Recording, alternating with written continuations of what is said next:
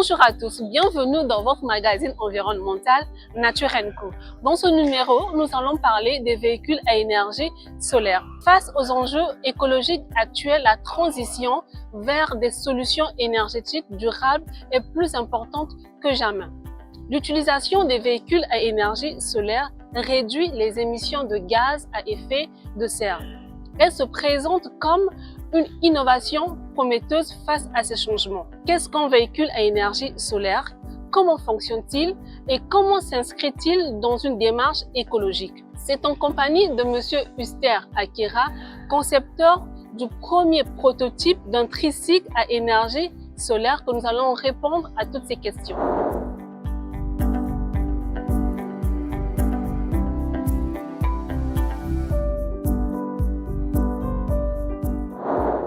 Bonjour Monsieur Akira. Bonjour Madame Lisette. Bienvenue dans l'émission Nature Co. Merci beaucoup. Pouvez-vous vous présenter? Alors, moi je suis Huster Akira Obombe.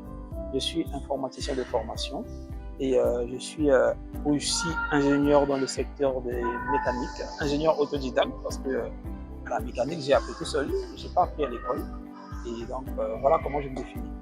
Aujourd'hui, on entend de plus en plus parler de véhicules à énergie solaire. Qu'est-ce que c'est et comment fonctionne-t-il?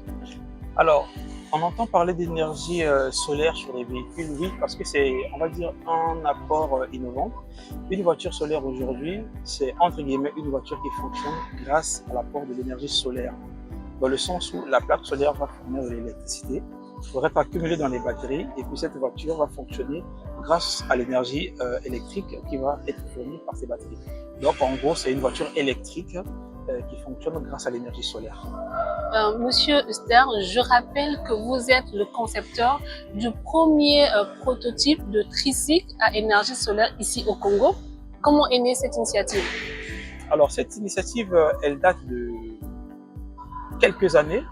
Dans notre politique de travail, nous sommes dans la production des engins mécanisés destinés pour notre propre utilisation. Donc par là, nous entendons des voitures pour livrer le pain, des voitures pour le transport sanitaire, des véhicules pour les agriculteurs, des véhicules pour les forces de l'ordre, l'intervention, et là également des véhicules pour accompagner finalement les personnes à mobilité réduite.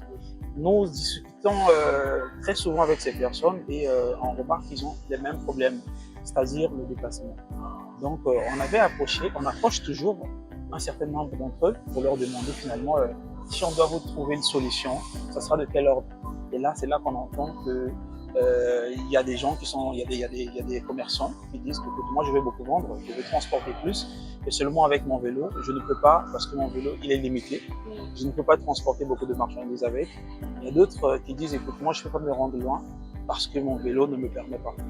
Il y a un qu'on avait rencontré il y a quelques années. Ce monsieur, à l'époque, il avait 65 ans. Il me dit, écoute mon frère, tu vois mon vélo là, je l'ai depuis la classe du C1. Donc depuis le C1, je suis comme ça avec mon vélo. Vous nous voyez se déplacer là, mais ça ne nous rend pas vraiment service parce que ce vélo là nous rend encore malade. Donc moi, si je manuellement, pouvais, à force de faire ces à force de faire ça, les muscles des membres supérieurs ne sont pas mieux renforcés qu'au pied. Donc, à force de faire ça, c'est les vélos qui fatiguent plus. Une personne normale, valide, vous nous demandez en fait de faire ça, vous allez comprendre que c'est difficile. Mais malheureusement, ces personnes n'ont que ça comme solution. Donc, il dit, si je dois choisir, faites-moi une voiture où je peux me balader avec ma famille, où je peux mettre ma marchandise sur le toit du véhicule, aller, où je peux arriver même à Pointe-Noire. Parce qu'il y a un autre monsieur qu'on a rencontré, lui dit, moi j'ai parfois des régions de famille au niveau de Pointe-Noire, mais je ne peux pas m'y rendre.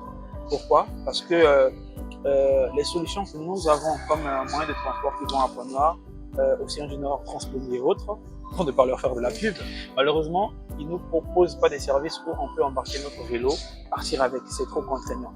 Donc c'est pour ça qu'on est limité, on ne peut pas se rendre un peu partout dans la République. En tout cas, s'il fallait choisir, nous on aimerait bien avoir une voiture qui va nous permettre de s'intégrer finalement d'une manière sociale et puis d'être beaucoup plus autonome. Donc c'était pour cette raison que finalement on avait commencé déjà avec le premier prototype en 2023 qui était essence, et c'était un tricycle aussi essence. On les a fait tester et après les gars ont aimé le truc, ils se sont dit non, nous on veut cette voiture, en tout cas c'est ça qu'on veut. Non, le problème se posait au niveau de la production. Pour nous, c'était juste encore un premier essai.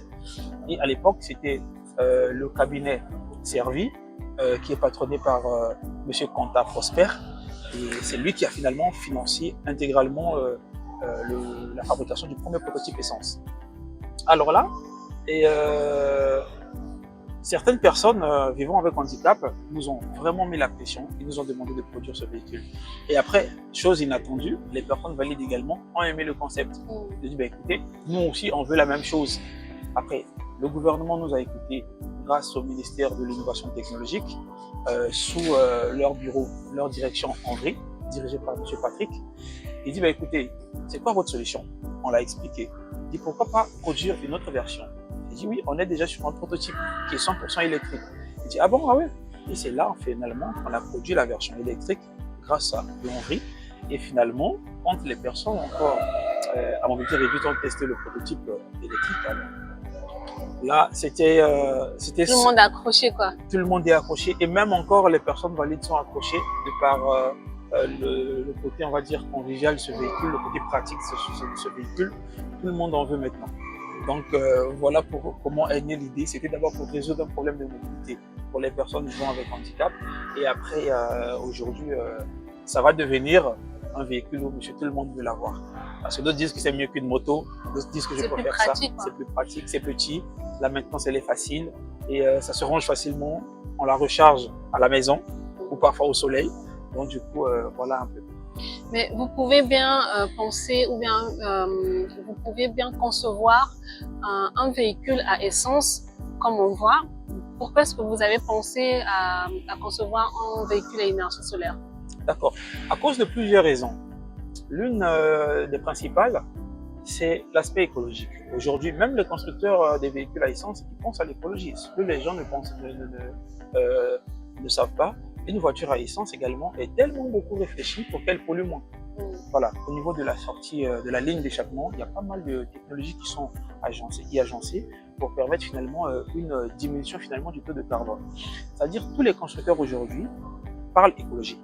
Et nous, on s'est vu obligés finalement de se ranger dans cet ordre-là. Le sens de produire une voiture écologique. Tout le monde parle de ça, respect de la planète, diversification de l'énergie, dans le sens où il faut produire des voitures hybrides, pourquoi pas. La transition écologique aussi. Voilà, il y a tout ça. Et après, on s'est aussi dit, bon, avec des problèmes parfois des pénuries, le monsieur, l'occupant, sinon l'utilisateur, pourra simplement laisser son véhicule pendant quelques temps au soleil, à l'air libre, et le véhicule se recharge, ça va lui couvrir quelques kilomètres. On s'est dit, pourquoi pas, voilà, on se lance dans une voiture écologique, électrique, 100% électrique, hybride, rechargeable, solaire. Quelle est la particularité de votre véhicule par rapport au véhicule que l'on voit communément? En quoi est-ce qu'on l'a différencié et qu'est-ce qui fait vraiment sa force? Ce qui fait sa force, c'est sa capacité à être hybride. C'est-à-dire, il y a deux types de chargement. Soit je recharge à la maison, soit je recharge avec la plaque solaire. Ça, c'est le 1. Et puis le 2, son autre particularité, c'est-à-dire le numéro 2, c'est le fait que cette voiture se comporte également comme une petite centrale solaire. C'est-à-dire, on manque d'électricité à la maison, on peut prendre une rallonge, on va brancher dans le véhicule. Ce véhicule nous donne l'électricité un peu comme un groupe électrogène. C'est pour ça qu'on dit que c'est une petite station solaire, parce que lors de la fabrication, avec les éléments et batteries qu'on a eu à intégrer dans ce véhicule, on s'est retrouvé avec 3000 watts de puissance disponible. Et 3000 watts, madame, c'est suffisant, c'est assez suffisant pour alimenter un frigo, un congélateur et d'autres appareils électroménagers.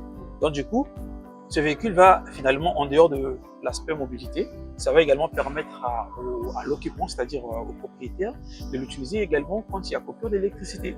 Ou encore quand il se déplace, déjà il pourra aller un peu loin, dans un petit village où il n'a pas d'électricité, mais il peut toujours avoir l'électricité dans son véhicule. Donc on peut recharger son téléphone, oui. On peut recharger sa lampe torche, oui. Toujours à partir du véhicule. Oui. Les lampes torches et téléphones sont même très bas parce qu'elle a 3000 watts de puissance disponible. Dernièrement, on a même utilisé la machine à laver à la maison avec parce qu'il n'y avait pas l'électricité. Donc, c'est un véhicule qui est, on va dire, qui est très pratique, qui est très utilitaire. Et quelle est son autonomie? Alors, l'autonomie, lors de nos premiers tests, nous avons fait 175 km de test. Là, on n'avait pas 160 km d'autonomie. On n'avait pas encore terminé tout le châssis. Et après, quand il y a eu le poids sur le châssis et un peu tout, on a refait encore les tests. Nous sommes à 120 km à couvrir à charge pleine. Ça, c'est avec les batteries qu'on a bien de charger à 100%.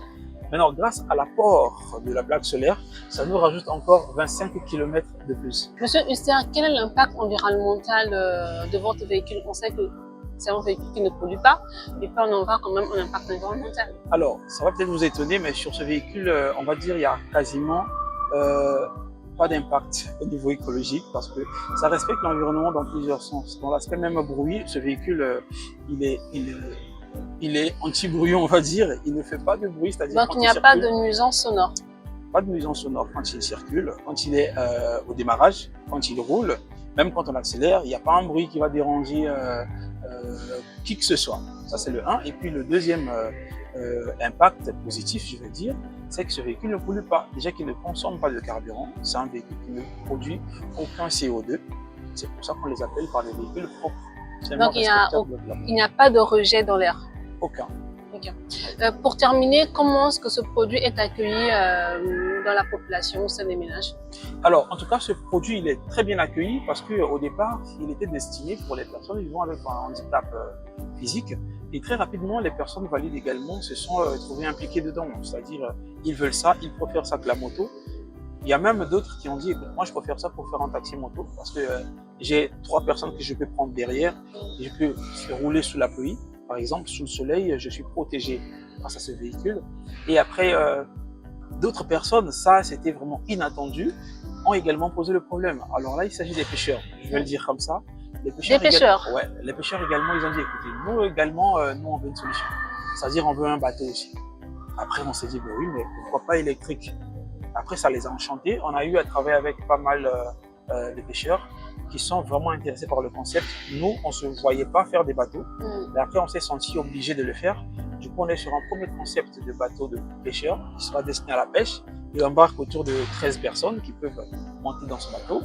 Et ce bateau aussi, il est 100% électrique. Donc, contrairement au bateau d'aujourd'hui qui pollue également les eaux, ça sera maintenant un bateau qui va respecter aussi l'environnement marin. Donc, d'ici, si tout va bien, d'ici août ou avant août, ce bateau sera déjà disponible. Merci beaucoup, monsieur Akira. Merci, madame.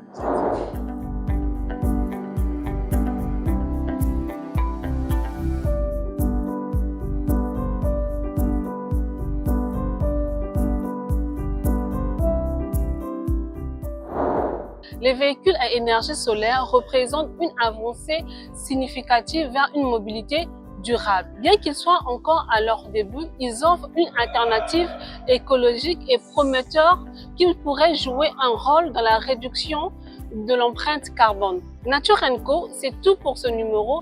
Merci de nous avoir suivis. Vous pouvez revoir cette émission sur notre page YouTube. Quant à moi, je vous dis à très bientôt pour de nouvelles émissions Nature & Co.